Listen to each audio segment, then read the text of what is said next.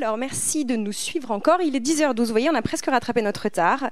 On va parler évidemment de la première région automobile de France, on va parler de ses acteurs, et puis on va parler encore de la transition énergétique et numérique avec vous quatre. Je vous présente rapidement Alexandre Borgolz, bonjour. Vous êtes directeur général de DBT. Yann Vincent, vous êtes directeur général d'ACC pour Automotive Sales Company. Bonjour. On est également avec Rodolphe Delaunay, vous êtes vice-président senior de Toyota Motor Manufacturing France, et Jean-Philippe Laurent, qui est directeur stratégie et développement client d'EDF. Merci à tous les quatre d'être avec nous. On va commencer par vous, Alexandre. Vous êtes directeur général d'une entreprise DBT, aujourd'hui leader européen des bornes de recharge rapide. Vous êtes une marque française, vous êtes une marque des Hauts-de-France. Est-ce que ces deux étiquettes compte dans votre business au quotidien? Alors oui, effectivement, j'ai plus rien à dire. La présentation était très complète. On est une entreprise trentenaire. On a été créé en 1990 à Douai, à 40 km d'ici. On emploie aujourd'hui 90 personnes sur un modèle industriel classique. Donc on conçoit, fabrique et commercialise des bornes de recharge, dont des bornes de recharge rapide pour lesquelles effectivement on est expert au niveau européen. Dans notre approche, c'est extrêmement important. On est à la fois fier d'employer en région, d'employer ici sur le territoire, et dans la mesure où on participe aussi à cette transformation, c'est important pour nous d'employer ici, mais surtout sur notre stratégie de sourcing des fournisseurs.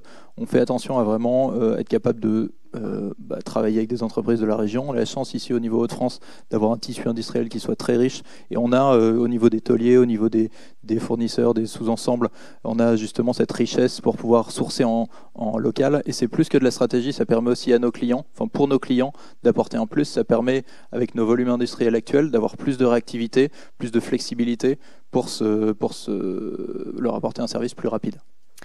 Je vais lancer tout de suite la discussion avec vous, Yann. Vous êtes directeur général d'ACC. Vous aussi, vous êtes au cœur de cette industrie automobile de demain, puisqu'on parle de vous comme le monsieur batterie automobile française. C'est ce qu'on dit de vous, en tout cas. Un peu la même question que pour Alexandre. On comprend que vous êtes à la tête d'une entreprise pour laquelle la marque France et la marque Hauts-de-France, ça compte. Le point commun que vous avez avec Alexandre, c'est aller piquer des parts de marché aux Chinois. Expliquez-nous comment vous allez faire ça. C'est exactement ça l'enjeu. La transition énergétique, la protection de la planète passe par la réduction du CO2 sur les voitures et par une mobilité propre qui soit une mobilité électrique. Aujourd'hui, la totalité des entreprises qui fournissent des batteries sont des entreprises asiatiques, chinoises, coréennes, japonaises.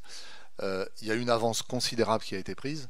Et donc l'enjeu dans cette transition vers le véhicule électrique, il est bien de pouvoir concevoir, fabriquer des batteries en Europe. Et donc c'est tout l'enjeu du projet d'ACC.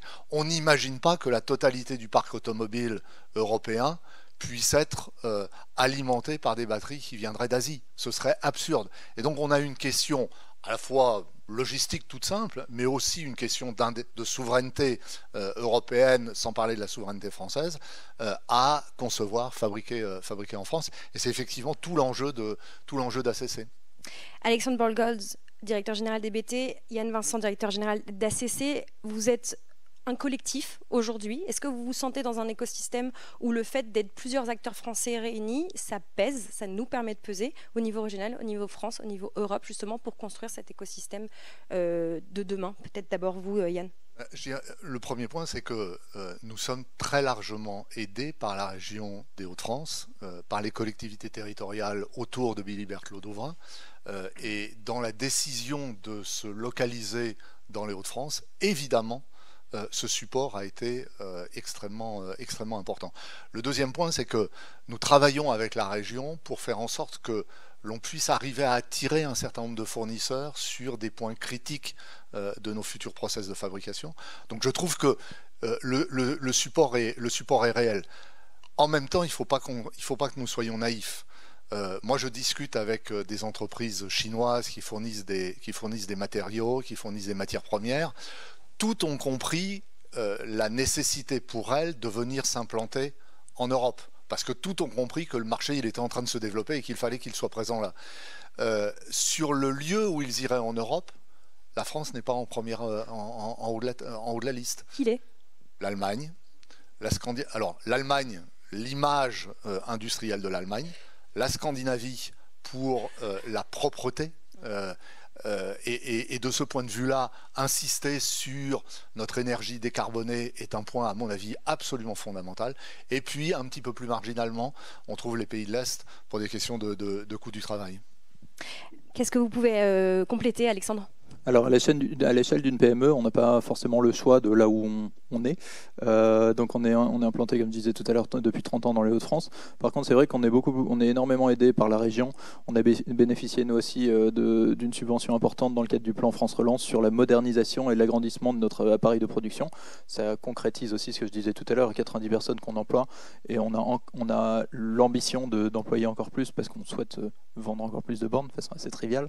Après, on est plus aidé par la région que par les règles. On travaille beaucoup sur des appels d'offres et aujourd'hui, on ne peut pas privilégier la provenance ou la fabrication d'une borne, typiquement. Et le dernier exemple, il y a quelques années, on a perdu un appel d'offres face à une entreprise scandinave qui produisait en Finlande, qui a vendu des bornes à 50 km de chez nous et qui avait un bilan carbone meilleur parce qu'ils ont planté 4 arbres à côté de chez eux. Donc il y a quand même une difficulté où on est aidé au niveau emploi, au niveau recrutement, au niveau de la région.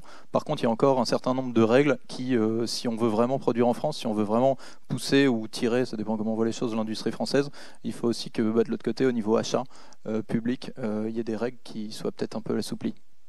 On passe de la PME au grand groupe. On est avec Toyota, avec vous, Rodolphe. Rappelez-nous en quelques mots l'histoire d'amour entre Toyota et les Hauts-de-France.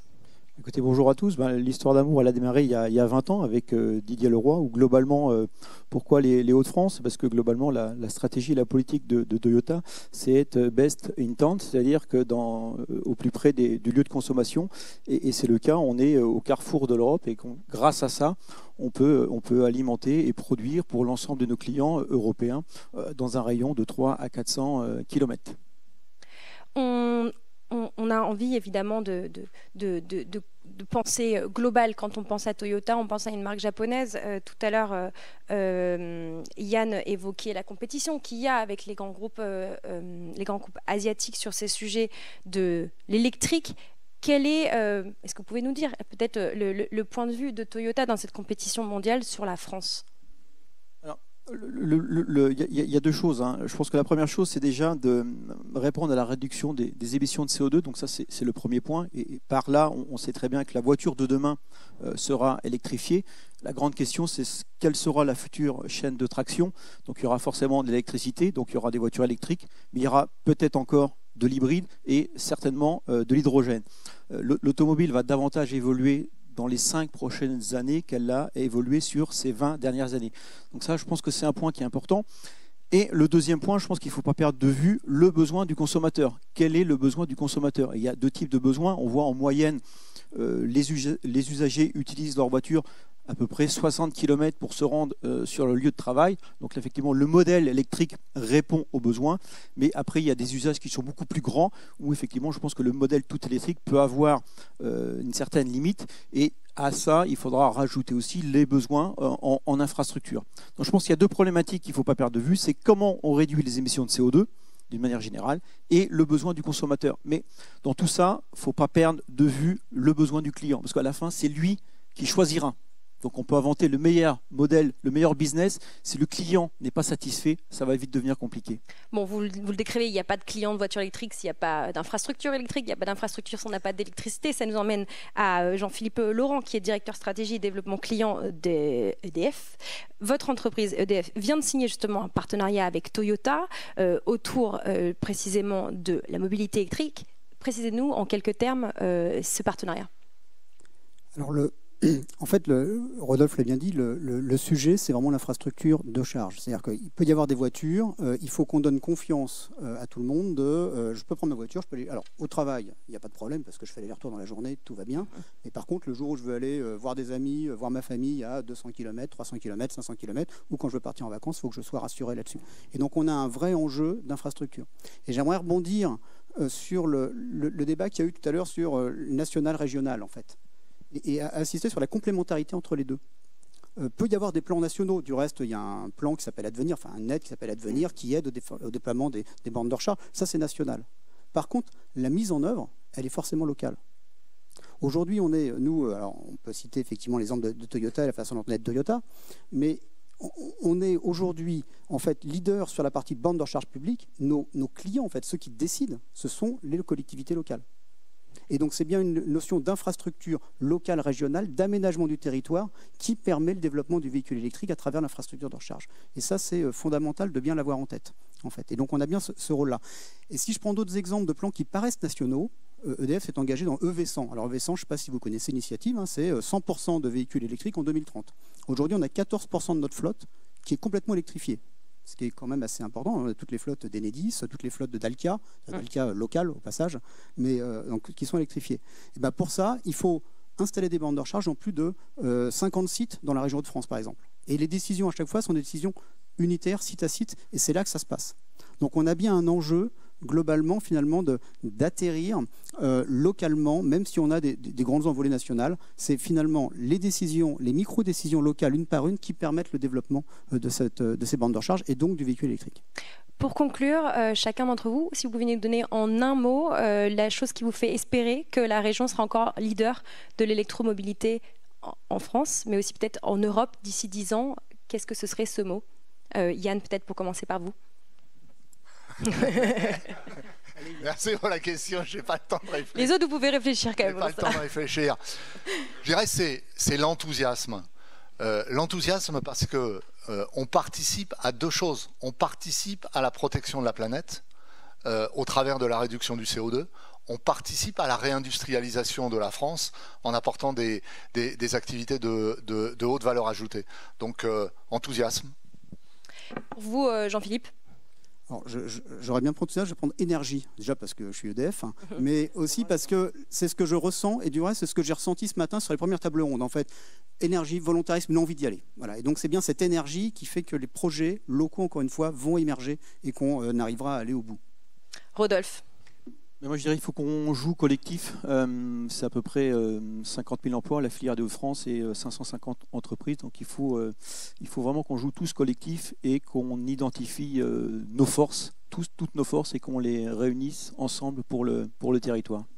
Et Alexandre, pour finir? Alors je suis d'accord avec tout ce qui a été dit, mais moi je dirais situation, que ce soit l'emplacement géographique où on a une répartition des villes, on a des axes autoroutiers régionaux qui se prêtent totalement aujourd'hui à l'utilisation de la voiture électrique, mais aussi au niveau européen, on parlait tout à l'heure de hub, on est surtout un point de passage obligé, et ce qui fait de la région un point central au niveau européen. Merci beaucoup à tous les quatre pour ce sujet automobile.